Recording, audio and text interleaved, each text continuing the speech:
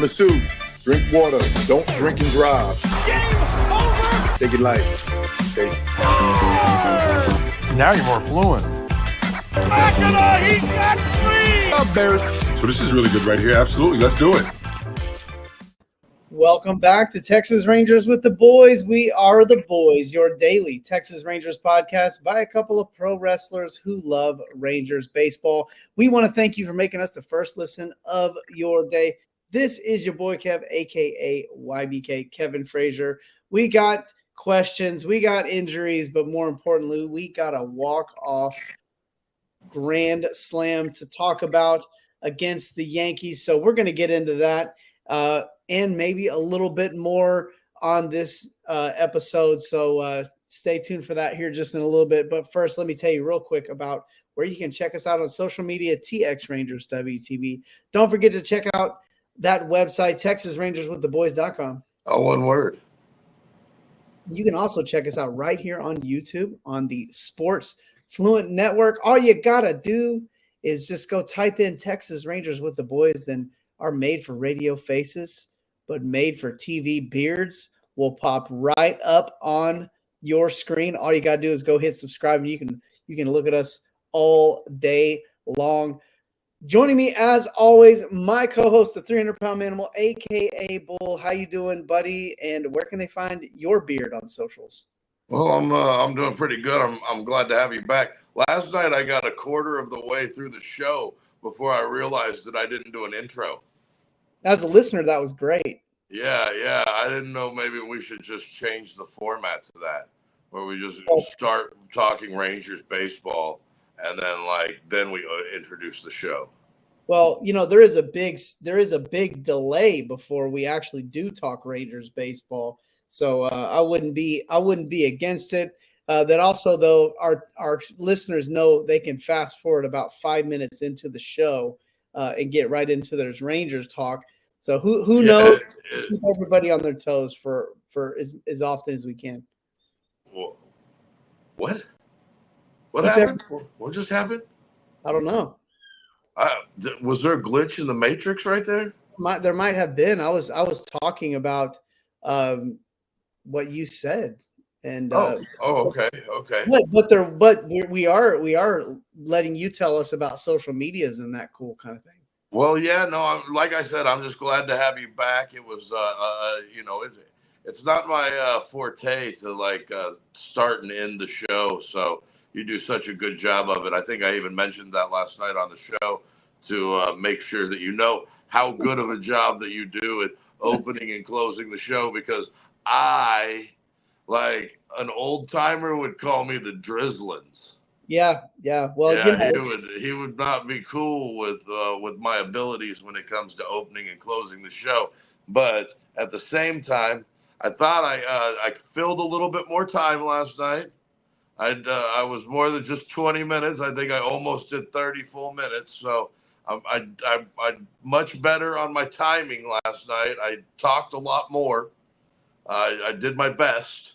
But anyways, really nice to have you back, Kev. You are truly the unsung hero when it comes to this show and getting everything off the ground and making sure that everybody knows all about Texas Rangers with the Boys.com and TX Rangers WTB. But if you want to find me on those social medias, you can find me at Manimal Bull on Twitter, Instagram, Manimal300, and both Facebook and TikTok at Bull Pro. So whatever your favorite platform of the social medias are, get at me on there. Let's talk about these Rangers, because even though the Rangers are sitting, 10 games back, 9 games back, something like that, going into the end of September or into September, there's still a lot to talk about, because we've got the Jack Leiter start last night that was so much better than the final line. I thought there was so much to be excited about.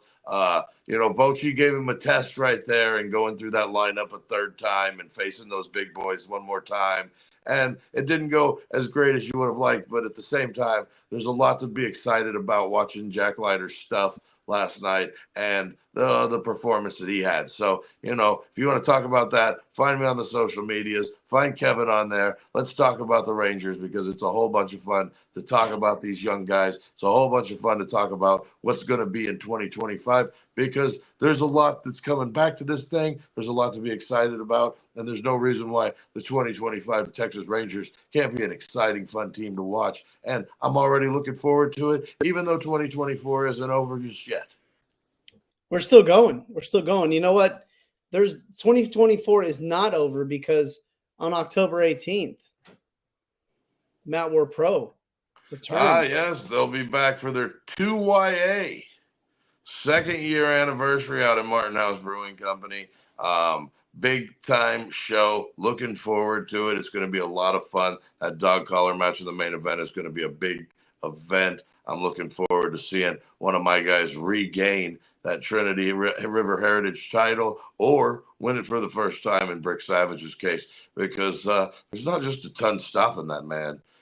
So Brick pretty much does whatever Brick wants to do, and it's going to take a 3-on-1 effort from the other guys just to beat Brick Savage. So looking forward to that. Our friends from Starry's Ice Cream will be out there. Martin House is being polite enough to host the event for us. They're going to have all their brews on tap. Looking forward to the new raspberry pickle beer. You got to try that stuff out. That's going to be something fun for sure. Those guys know how to do pickle beer, and they get the whole country excited about pickle beer when no one should be drinking salt. But that's no big deal. That's a bit, that's a big deal for the Martin House guys. We're glad to be out there on Friday, October 18th for Matt War Pro's 2YA, the second year anniversary of Matt War Pro. So come on out, have a good time, enjoy some ice cream, get you some food, have some beers, and watch some wrestling action. When you say 2YA, it reminds me of I don't know if this was an Illinois thing or if you got to Texas, at a certain soon enough to catch on to it here in the country fried chicken fried nation. But you got 2YA. It reminds me of TYA. And that was a phrase for get out of the room, TYA, tear your. I keep hearing my mom in my head every time you say 2YA. I keep thinking I need to leave the room. Yeah, I'm trying to run you out. Yeah. I'm trying to run you out with the title of the event right there for sure. Well, I haven't been mentioning real quick, Kev. We haven't. I was gonna stop the showdown. Give it a real stop down for all those people that thought 8 minutes in was far enough and we'd be done talking about us. Right. But did you have a good time Saturday night at the big house in Ann Arbor? Dude, it was it was almost surreal. It could have been as mundane as it could have been as possible. Mundane as possible. It could have just been going to a college game, watching my team, cheering them on, all that. But I had no idea that it was that it was such an experience. I had no idea that it was just going to be so different than really any sporting event I think I've ever been to, man. I've been to 24 TCU football games. And don't get me wrong, the atmosphere is electric. It is a blast going to TCU games. I absolutely love that stadium. But when the band plays a song, you don't have 110,000 people all doing all this stuff on cue, every single time. I don't think I've ever seen a 40,000 seat student section full of students that all do their own thing. It was wild. And then when they did the Killer song, I was just like, well, and one thing I want to be fair to the alumni and the people of TCU. It is not easy to compare a school like TCU, which is a private institution that is extremely expensive to go to a state university that they kind of got to let most of those kids in anyways. So it is hard to compare the same thing. Well, let me compare then to a 100,000 seat Cowboys stadium where at least 2/3 or at least a third if not more, of the fans are from the opposing team almost every single game.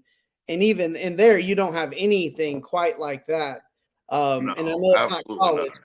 but no, it was honestly on its own level as far as I've ever experienced any sporting event. Like I've never seen 100,000 people all like on the same page doing the same thing. Man, when those refs made those terrible calls there at the end, I thought that I don't know if I've ever heard a louder chorus of boos in any game that I've ever been to. So it was quite the experience. Big shout out to John for helping making that thing happen. And it was fun, man. I mean, it was fun. It's kind of one of those things where it's like, even if you're not a fan of the Michigan, you got to go to a game and experience Yeah, that. no, it was definitely as not a fan of Yeah, Michigan. as It a was rival. still very cool to go to the stadium, see all the surroundings, see the tradition that goes along with being a Michigan fan and a Michigan football, because there's a lot of them around. Michigan was a very, like, I mean, a lot of people loved Michigan just from them being cool in the 90s, having the coolest uniforms. And if you didn't have a college team, it was easy to jump on that Michigan bandwagon, especially when we were kids, Yeah. late 80s, early 90s, even into the late 90s. I know they had some runs that weren't so great. But at the same time, I mean, that was the cool team when we were kids. And so Yeah. there are a lot of fans that aren't from Michigan, aren't from Ann Arbor or Detroit or close to that area, that love Michigan football. So to get to do that and kind of see their traditions and all of that stuff, it was very cool. And you know what, I would like to do some things like that, where I go to different stadiums all over and like see like the same thing in like maybe LSU and Alabama and some of these big SEC schools and Big 12 schools, and see how it's done differently in different places. Yeah, and Texas, University of Texas, who has obviously been a long time team that probably near and dear to a lot of our listeners, including Sam, who took us to the baseball game last night or night before last. And like they've got their own tradition, but they're going to get a taste of that Wolverine tradition when they go and see 110,000 people wearing yellow maize t-shirts and getting absolutely wild and crazy when Texas comes to And Michigan. big shout out to the Fresno State fans, because there was a good smattering of people there from Fresno State to fill in that 110K. Right, and as much heckling as the Wolverines fans gave them, they were good sports, and that was a heck of a football team. And yeah, a bunch of fun. And you know what? That Michigan Texas game this weekend is going to be a whole lot of fun.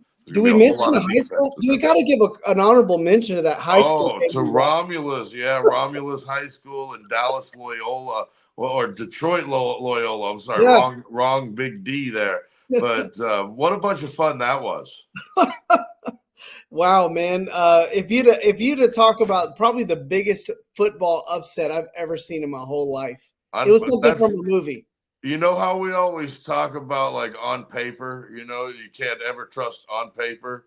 That is a prime example, that game that we went and watched the other night, of you can't just say on paper someone's going to win, because that other team was better coached, had a whole lot more heart. And when it came down to making plays, they made plays. And the team that we thought was going to just get blown out of the building, it was 12-0, basically 2 minutes into the game. And that other team fought back. Detroit Loyola fights back and wins 14-12, because neither team could kick a field goal or an extra point to save their life. So just a ton of fun out at the football field, and a really nice trip, a really cool trip that not normally something people would think of having a good time going to watch a high school football game 1,000 miles from your house. Well, aside from maybe one person, all of the Michigan people, just the people of Detroit and Romulus and everybody else, like everybody was fantastic. I mean, just an absolute treat. I mean, I've been all kinds of places, man. And I don't, aside from, being a good old Southern boy, like I don't remember any time I've ever been to a place where just every single person we met pretty much hands down, aside from, maybe one or two at the game, that honestly, man, just super, super friendly people. I hope you're getting my waving Oh, my face. I know. Yeah. But man, I mean, Dave, just really those people hey, are great, man. I got a couple more days sober than that, I guess is what I'm saying. Yeah. Oh man, well, But I know, fun I times know you guys regardless. probably don't care about Michigan football, All but right. Let's do what we came here to do, right? yeah, yeah. Well, you come here to hear sports talk. There's a little sports talk. Man, yeah, it was a blast. And I appreciate everybody that made it all happen, including yourself. Well, we got some Ranger stuff. I mean, we got some stuff to talk about. I think let's start with the bad. It looks like Molly and Gray done. Yeah, well, I mean, Gray wasn't doing any good pitching on the field right now. So it's I a mean, good thing though for give some guys a he chance. he fought through and he tried to give the Rangers some innings when they desperately needed it. But now that things are kind of getting to a point where they're shutting things down, and you saw that they're going to kind of restrict Corey Seager a little bit too. So with Gray, I think it's just let's get him healthy, give him a chance to make the starting rotation out of spring next year. But even if he doesn't, be a productive part of the Rangers organization next year and be back and helping this ball club. And with Molly, I mean, is there really any reason to push him through another injury rehab? And I mean, even if he does make it back, he's going to have to make a rehab in Round Rock or wherever. And I mean, honestly, I don't think it's worth pushing him through that. And I don't think it's worth let's have him back healthy next year. We got to see a glimpse of what Tyler Molly is, and we all liked what we saw. And I mean, when Gray was healthy this year, he was a good pitcher for this thing. Yeah, Gray had some really good starts, and honestly, I'm going to go ahead and pencil in your 1 through 3 starters next year for the Texas Rangers if everybody's healthy. Jacob deGrom, Tyler Molly, and John Gray. Give me that. I mean, and then we got a ton of young arms, and we're going to talk about a couple of them here today. Well, but a ton of young arms that can come in and make something happen. And what's really nice is I think that Cody Bradford has kind of earned himself a spot in the rotation next year too. So you're kind of going into the fall or into the winter with an idea of what you're going to need as far as some veteran guys and what you're looking at with your youth, because you're going to have Pennington and Leiter and some other guys that maybe we're not looking at right now as saying, oh, these are strong guys for the rotation, but could have the kind of spring that puts them right in the fold to be right there in the mix. Well, and there's an outside chance that maybe Nathan Eovaldi picks up his option. Probably not, but there's still an outside chance. And we'll talk about Heaney a little bit later too, because I think you'd mentioned earlier you wouldn't hate seeing him come back on a team-friendly deal. I think, yeah, man, and I think Heaney's going to get paid a little bit of money this offseason. He's been really good.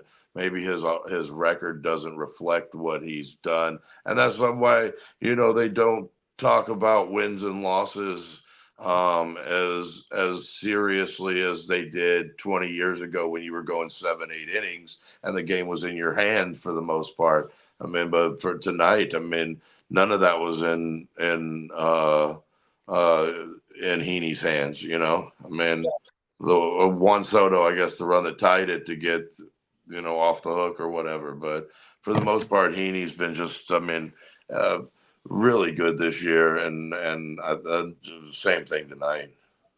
So with Gray down, they bring up Garabito. We got to see him a little bit tonight. I really like his off-speed stuff, man. And we know he can get the fastball in the mid-90s at the top end.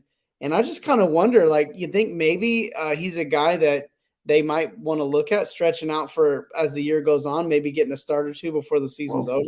Well, I don't know about a start or two, but I know they're going to pitch him. I know they're going to use him, and he's been pretty effective. I know he ran into a little bit of trouble there in the ninth, and they needed to go to a lefty to get out of things. But for the most part, I mean, he's been good when he's been given opportunities, and he's probably going to stick on the 40 man as long as they can, unless they go out of their way to sign some kind of big free agent veteran or need that spot for someone coming off of a DFA or a 40 man or a Rule 5 or something like that. Because the Rangers will be picking relatively high in the 40 man or the Rule 5 this year.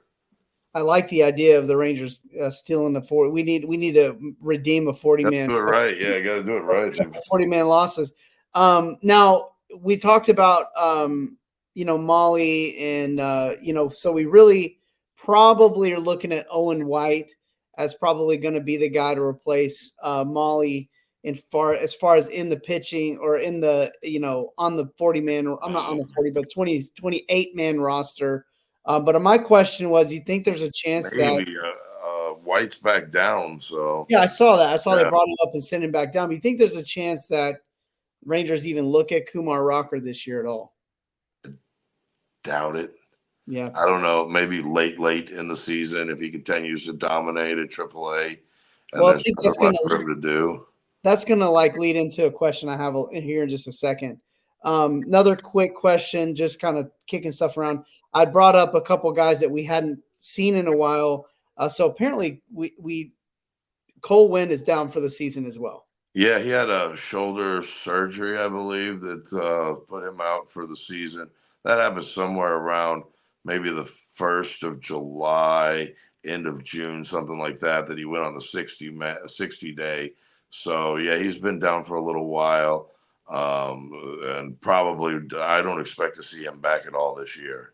Yeah, and I was looking on the injury report, and I didn't see anything that and maybe it's just where I was looking didn't have it updated. So Wynn's down for the season. Now, a couple of other names that are kind of questioned about, since they brought up Ornelas, since they brought up Foscue, I kind of thought it was interesting because even in the situation in the game last night where Jonah Heim comes in, he gets a bad call. And I'm sitting here thinking, what if they, replace Heim as in the catcher role and then he gets thrown out of the game? Who's going to catch? And then it made me think well, what about why Sam Huff didn't get called up either? Last year, the Rangers carried 3 catchers this time of year. I just kind of wonder, I guess still no Sam Huff. Huff just hasn't been very good this year at the AAA level. He's carrying somewhere around a 6 something ops. I mean, he just hasn't been very good. And, the Rangers have 2 veteran catchers, or for the most part, veteran catchers. And, even if Heim hasn't been great all season and, you still have that potential for what he did on Saturday night in the Oakland game, where he gives you a 2-run home run that gives you puts you in a position to win that thing in walk-off fashion. So, I just think it's more a matter of what the Rangers are carrying right now at catcher, and there aren't at bats at DH. And if Corey Seager is going to take bats at DH, and Adolis Garcia is going to take bats at DH, and they're still probably much rather would look at Ezekiel Duran right now than Sam Huff. And we've kind of found out, they like Ornelas. It's a shortstop on nights where there's tough left-handers, and we'll just kind of see. But I think for the most part, I think Sam Huffy just hasn't really performed that well at AAA this year. And the Rangers are pretty much in a spot right now where the catcher spot is filled by 2 veteran catchers that are doing okay. Carson Kelly started the rally last night that got the Rangers moving in the right direction. And, so, you look at it that way, and, it makes sense that Sam Huff has been at least trying to get everyday at-bats at the AAA position, but he lost a lot of at-bats to Andrew Knapp down there this year. And, Knapp, now he's playing with San Francisco. So, rightfully so to lose those at-bats to a guy that has got major league talent right now when Sam Huff doesn't. And, it's been unfortunate, but I do still think that he'll get an opportunity to be the backup catcher next year and see if he can stick and see if the Rangers have something with him having no options left. And then last guy, we saw Jake Latz. He actually pitched in a game, one of the DeGrom games. I think that's where I saw his name kind of pop up. I want to say at Frisco, but I'm kind of digging around, like trying to find a box. Might have been Round Rock. I think it was. I haven't Round seen his Rock. name, you know. But I thought he was too. I thought we were talking about that. You were showing me it on paper, so it was. Yeah, he was there somewhere. Happened. But nothing. I haven't heard anything that says that he's gonna, miss the rest of the season. But I don't exactly know when he's gonna be ready. Spores is also in the midst of a rehab, and so the Rangers are kind of in a spot right now where they're kind of just waiting on injuries. And last night there was kind of the idea floating around that DeGrom would make his next start with the Rangers on Saturday night against Anaheim, but they've completely shut that down, and he's going to make a start with Round Rock on Frisco on Saturday night. And then Max Scherzer, who yesterday we talked about, or I talked about being pitching to live batters and throwing BP, is going to make a start for Round Rock in Las Vegas on Saturday night. So God bless Max Scherzer and the competitor that man is. Just a real quick one on Latz. He only had two. He had two appearances. Neither one went very well, and that's it. He's only appeared and twice. He may have gotten shut back down. Yeah, Possibly. There's a good chance that he did, just because of the fact that they're not going to take any chances with him this late in the season. And as you could tell, things have kind of laxed as far as who's getting playing time and who's going to get playing time here on out through the end of September. And not to say that the Rangers can't make a run, but it's looking less and less likely, as we go deeper and deeper into the season. Well, and I think that'll help me switch my subjects here. So does that mean you think Chase Anderson is kind of like the proverbial like white flag without saying we waved the white flag, because that dude, we knew what we were getting and we got what we knew we were going to get. And in my mind, I'm just going, if you're trying to be competitive, you don't even put that guy out there. Well, I don't know. I don't know about proverbial white flag. I think that was kind of been well thought of before, but I think with him, name the guys in the Round Rock bullpen that you want to see in the big leagues that have any kind of experience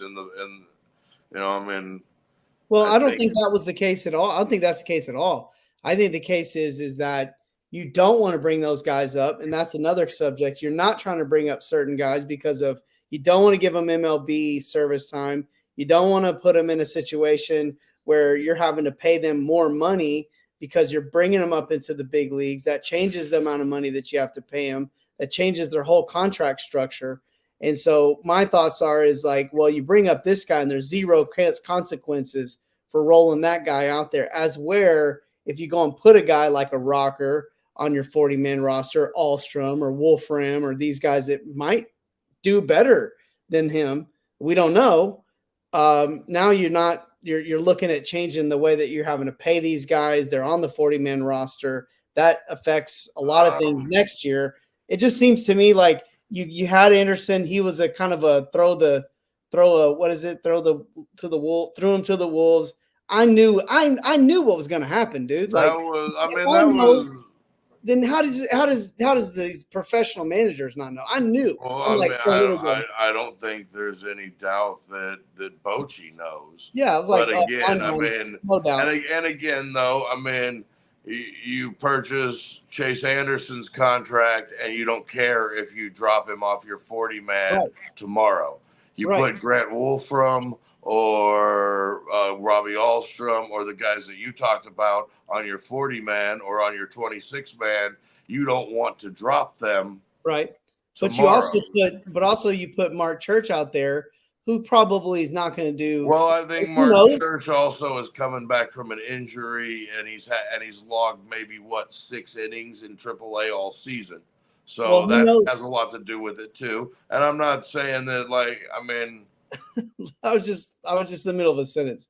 I'm just trying to say that the point I'm making is that if you put Mark Church out there, that also affects his MLB service time. Which not in September, right?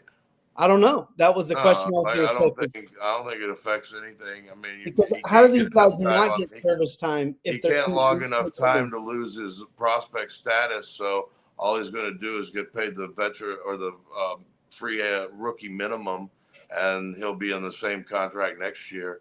So it won't affect any of the service time at all. I won't affect options or anything like that because he's already used one option by going down at the beginning of the season. And Mark Church is at a point right now where he's logged maybe 3 innings since he's been back from his rehab assignment in Hickory. And I mean, you're not going to send him right to the major leagues. You wouldn't do that to a big league pitcher. You wouldn't, send him to, the big leagues without having a handful of innings at AAA. So I don't know that that has anything to do with it, but I don't think it has anything to do with service time because he'll still have 6 years regardless of whether he plays, because he won't pitch enough innings to lose his prospect status this year, and it would be still or rookie minimum for the next 2. Well, I get that, but it still knocks it off. It still knocks it I off. mean, the moment he got optioned April 1st or March 28th is the same thing. He's at the same point that he would be as long as he doesn't ruin his prospect status. So if he comes in and pitches, say, 10 innings this year, that doesn't go onto his service time at all. He gets no MLB service time for that. I mean, he'll have MLB service time, but it won't be enough to change his prospect status. So he'll still be in rookie status next year.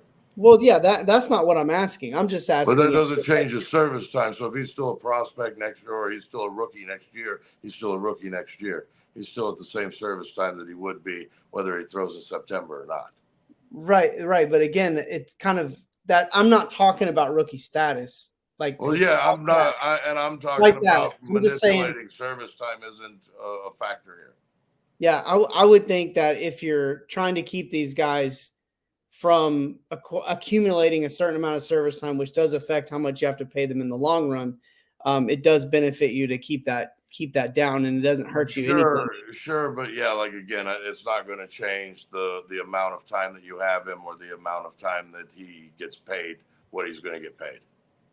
Well, that helps a little bit, but it also just kind of brings me back to the fact that when I saw him come onto the team, I was like, man, this is not a thing that a competitive. No, but again, I mean, he's a guy that is disposable.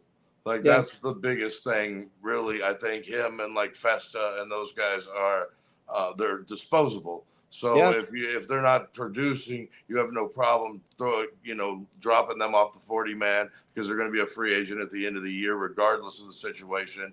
And you don't want to put a guy like Kumar Rocker on the 40 man when you need those 26 man guys that you're needing. And I mean, I don't think it has anything to do with waving a white flag because they've got September called ups that they can use in a couple of different spots. I think it's just more so to do than anything else is that he's a guy that's disposable if he doesn't produce, or like they did the other night where he threw a whole bunch of innings and then they need relief pitch. They have no problem dropping him and DFAing him. Yep. I think that more than anything else. So one more quick thing. Now, Jack Leiter, I didn't think he was that bad, man. I just wanted to come and talk about it because you talked about it yesterday. I just wanted to come and agree that I thought he kind of just caught some bad luck there with having. I don't care. I knew what was going to happen as soon as Chase Anderson rolled in there. I was like, oh man. And then now that goes on to Leiter's ERA, but Leiter wasn't bad at all. He still has that kind of erraticness going on with the fastball sometimes, or really just any of his pitches where he'll kind of, miss bad on the strike zone. But man, I thought he was a lot more competitive. He had some really good at bats with Judge and with Soto, and that's what you're wanting. That's what you want him to have. You want him to go up there against the best of the best, 2 of the top 5 players, probably the number 1A, 1B player in baseball, and Judge. And then, you can argue that Soto should be anywhere from 3 down as far as top players in baseball. And for him to have the kind of at bats with those guys, I thought that was great for him. I thought he looked pretty good, man. I really think if he keeps on this trajectory, he's gonna have a lot more confidence, and I think he's gonna be very serviceable. Back into the rotation guy at least right now, like for the next year or so. And then as time goes on, he'll probably, he's going to climb up. But like I'm talking about near future, within the next year, next year he's a very, very viable, 4 or 5 rotation pitcher. And man, that fastball was hanging out at 98, pretty much all night on the radar gun. The slider, man, I just feel like he's just like it's such a good pitch, man. It's just he just hasn't quite gotten it to where he can put it right where he wants it every time he wants to do it. Well, 2 things with the slider is the first thing with the slider is he's got to be able to get it over for a strike early in the count whenever he's got guys looking fastball. That's one thing. But we're starting to see a tighter, better slider later in counts when he needs a strike with the slider. So you like to see that. And then another thing with his slider is he didn't get any swings and misses with it last night, which is a little concerning, but he did have a swing and miss on a curveball to Aaron Judge. So his off speed has been playing when he gets that slider over late in counts, and he's able to get some looks where he catches guys trying to, spit on it and it's there, so I thought the fastball was catching corners. Thought he had a lot of guys feeling like the fastball was playing in to left-handed batters, and it was coming across the strike zone. So I thought, I didn't see a whole lot of, the Soto walk, I guess, didn't help. Right. But the ground ball double play in the first inning, and then going right out and getting Judge right behind it, even though he hit that ball well, he kept it in the ballpark and gave his guy a chance. So, I thought there was a lot of good. I thought Jack Leiter was much better. Through 5 innings, he was flawless. And not flawless, but, really good through 5 innings. And then the 6th inning, that's just a new challenge that Bochy's going to put on his plate. And you know what? I really thought, oh, go ahead. I don't think has ever been a question on whether Jack Leiter's a dog or not. And, so I fully expect him to take on the challenge of getting through that lineup a 3rd time.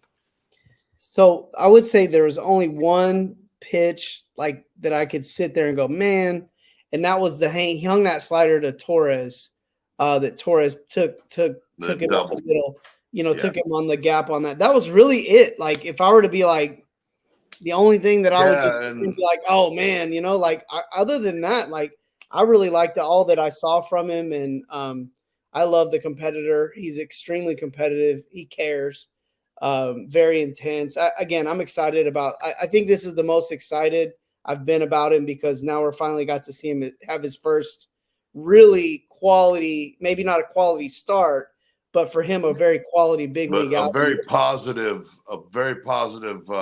start for Jack Leiter. And I agree. And, speaking of him being in the minor leagues this year, it leads you right into what you're trying to do next. Yeah. Down on the farm with the boys, where we cover all things Rangers minor league. Man, this is where we talk about the players that you're seeing right now, the Justin Foscues, the Jack Leiters, the Owen Whites. These guys, we've been talking about them now for a couple of years, and there's a ton of other players that you haven't heard about, and maybe even hearing a little bit about Kumar Rocker. Had you been subscribed to our exclusive content, where you can find on our website, TexasRangersWithTheBoys.com. All one word. Or on Spotify for just $1.99. Had you been subscribed, you know all about Kumar Rocker. You'd know when he got drafted, where he got drafted. You'd know about at UCL. Yeah, you'd have known about the injury. You'd known that he's been one of the most dominant pitchers in minor league baseball since he's come back, and why we're so excited, why we keep talking about him. But I'm going to tell you what, there's other players just as exciting as Rocker. Well, maybe not just as exciting, but there is a ton of talent in the Rangers organization, and we are pumped about it, and we talk about it there. So if you want to go check it out, you can make us your one-stop shop for all things Rangers all things Rangers organization wide. And I'm telling you, it's a lot of fun. I know that we've got a lot coming up with the minor league season kind of wrapping up, and we'll be talking about the best players at each level. And what's that? I was going to say, I got a little Baseball America prospect news today that I might want to give away on the show. Well, that's exciting. Are you like right now or on let's do it right now. Oh, sure. So as we were talking earlier, MLB.com only had one Ranger prospect in the top 100 of their prospect list. Well, Baseball America had 4 Rangers in their top 100 list. And the 4 prospects were Rocker at number 1 as a Ranger. He was the Rangers' number 1 overall, with Walcott right behind him, and then Rosario behind Walcott, and then Teodo in there at number 97. So the Rangers had 4 prospects on Baseball America's top 100, which makes me suspect that they believe the Rangers organization and their farm system is much better than the 27th best farm system in Major League Baseball. Well, there's maybe not as much political benefit for smashing on the Rangers for Baseball America as maybe some of these other outlets. I did see that Rocker moved into Major League Baseball's top 100 prospect list as well.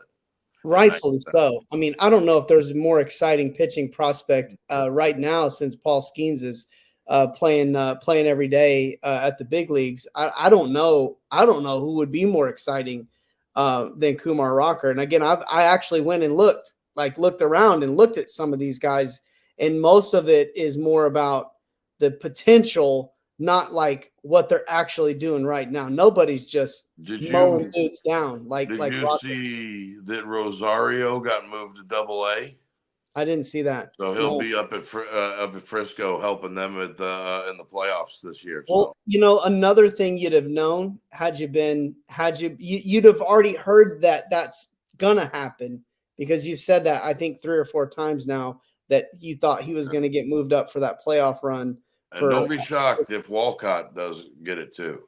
That would be great. On to the Yankees, man.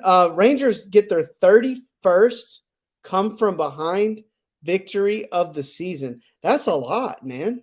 They barely have 31 wins. The White Sox barely have 31 wins. But yes, I see what you're saying. Did you see did you hear the stat that I gave out last night that the Rangers are now 51-21 when scoring at least 4 runs?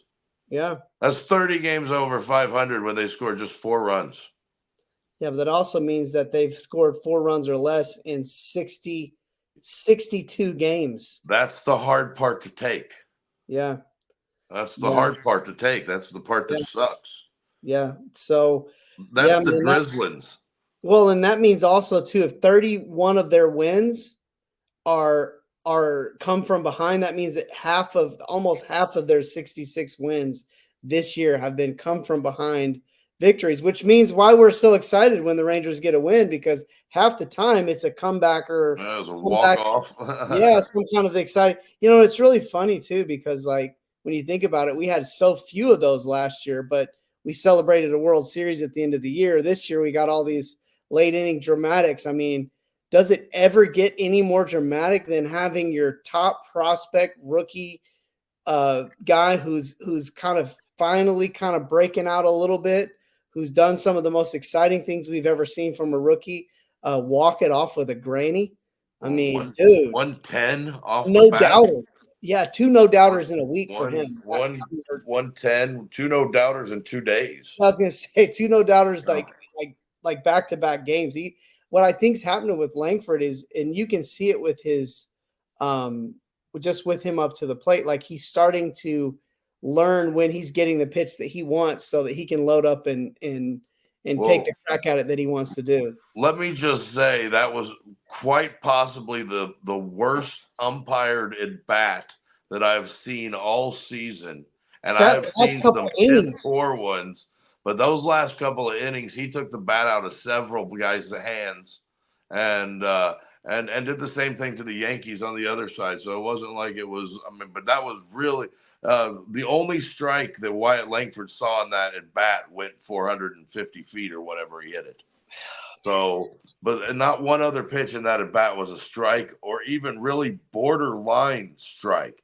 Rich Hill, or not Rich Hill, but the kid Hill that was pitching for the Yankees, that pitch to Heim that he threw that he started walking off the mound. He'd gotten that 2 times in a row. No wonder he thought that he thought it was another strike. Again. Yeah, no, but Langford overcame the really bad calls that he was getting there. And you could see that he was visibly upset that those calls were being, he was losing this at bat with the bases loaded here in the 9th inning. But he got a hanger. He got a hanger on 3-2, and he pounded it. And that was every bit as big time a hit as we've seen in the Rangers organization this year, for sure. And, good to see it come off the bat of Wyatt Langford. Good to see some confidence coming into his swing, his stride. You're seeing him have more confidence in swinging at pitches earlier in counts and not waiting to get himself behind an account to take good hacks. So, I've been really impressed with his plate approach. He had been having a rough night tonight. He was 0 for 4 with a couple of opportunities to drive in some runs, and things didn't go his way. So for him to come back late in the game, be right there, head in it, and get himself a pitch that he could drive out of the ballpark. Good stuff from Wyatt Langford tonight, and a good win for the Rangers after they got a pretty good starting pitching performance from Andrew Heaney tonight. And I thought the bullpen was okay. Leclerc did a good job of coming in and shutting things down, and then he struggled after he sat down and came back out. Chafin did the best he could to do it, keep it close, and then he wasn't real great coming back out in the next half inning. But the Rangers were able to, keep it close enough. And they scored some runs there late in the game and fought their way back in that thing and made it a ball game. And that was a pretty impressive. The couple of infield hits that they got there to get 1 run across in the 8th, and then the 9th, they just manufactured some runs to get themselves in a spot with the bases loaded. And for the struggles they've had with the bases loaded and less than 2 outs, tonight was really nice to see. Yeah, Leclerc got a little bailed out there by an amazing double play from Carson Kelly with the strike him out, throw him out there. That was a pretty nice thing. And you kind of knew it was coming. And, hats off to Leclerc for keeping the guy close, because he had some struggles holding runners on this year. I'm sure he knows about it as much as if we know about it, he knows about it. So to get that double play there, I think that was kind of huge because, Rangers needed everything that they could get in such a momentum swaying kind of game. And I like that it's kind of in the situation where you don't really, with the pitching right now, it's kind of like, guys, you got to hit. Like we've watched the pitching do their part all year long. And the guy like Andrew Heaney tonight is a perfect example, going 5 innings. I think he only 4 base runners over those 5. Yep. Yeah, no runs. No runs, 8 strikeouts was great. It's been really good all year. And I just think, again, for the offense, it's time for them to start bailing out this pitching staff, even if they do have some struggles. Pitching staffs can struggle, man. Like, you're not going to be great all the time. And let's be honest, Leclerc there, whenever he comes in after Soto gets hit right there, blows Judge away on 3 pitches, blows Stanton away, gets to strike him out, throw him out, double play. And, that could have been one of those innings where Leclerc comes in there, gives up a home run to Judge, gives up the back-to-back to Stanton, and all of a sudden it's 3-1, and every little bit of, steam going forward is out of the sails. And then the next inning, score a couple more runs, and it could have been 6 or 7-0. Well, I like 6 or 7-1. I like the fact that the Rangers have shown showed in this game, especially offensively, because it was just a lot of like fight at the plate because you weren't getting good calls from the ump. Like you said, the Heim situation was just absolutely a shame. And really he didn't even get a chance to do anything really. And again, that also throws off kind of, how a hitter approaches too, because it's like, if you know, the balls are getting called off cause man, he called another one up in the zone where it was just like, oh my with God. Langford, and then a cutter off the plate that was 6-8 inches off the plate for sure. And little things, like Josh Smith, hurdling the pitcher, just little things. And then right behind that, you had the Simeon Nubber, and then Yep. Yeah, it just, the Rangers did what they had to do, working the pitcher, working Holmes, knowing that they had a chance against him.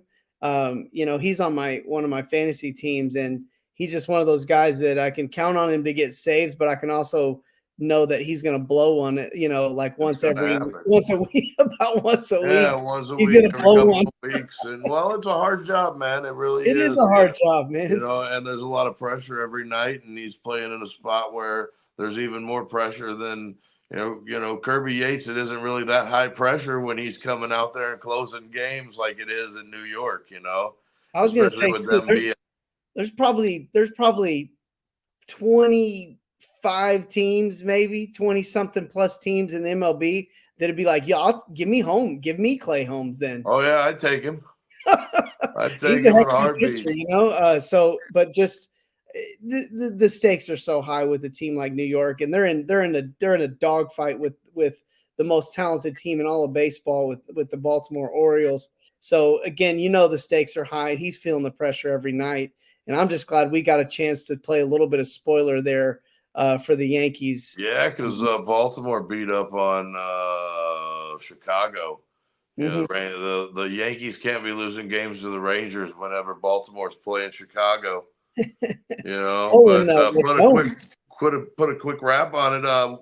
Pennington with a W tonight, getting Aaron Judge out there to finish off that ninth, and Holmes takes the loss, and the Rangers, hey, get them a W tonight, and that's all they can do is win games and have dramatic, fun things for us to talk about, like a Wyatt Langford walk-off salami. Yeah, out the mustard. Got him into double digits for his thing. It's kind of fun having it Langford and Young, like the two guys that you expect to carry this lineup for years and years, or you hope that can carry this lineup in the middle of the order for years and years to come. Getting to see a little bit of that. It was a lot of fun, and it was a fun game to watch, and I really, really enjoyed it. So that's what we got. So we got a couple of games to preview. We're gonna be off tomorrow. Okay. And then we'll be back on Friday, right? So we're off. Pretty good.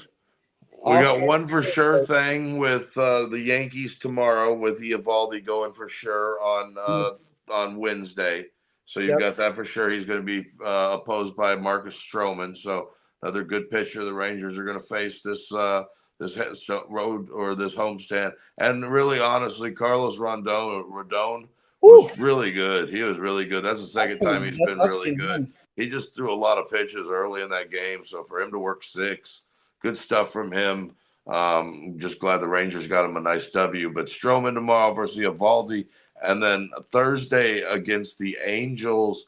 I don't really have it. I'm guessing Urena maybe gets a start here. Or, like you said, they may call up Owen White for him to get a start here. I don't know. He's been working out of the bullpen with Frisco, Round Rock. But that could also be kind of a deceleration after throwing so many innings this season already.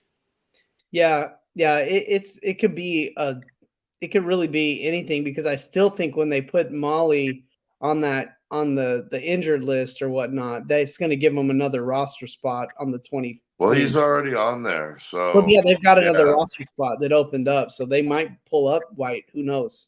Well, no, they didn't. They used Chase Anderson was the roster spot for Molly.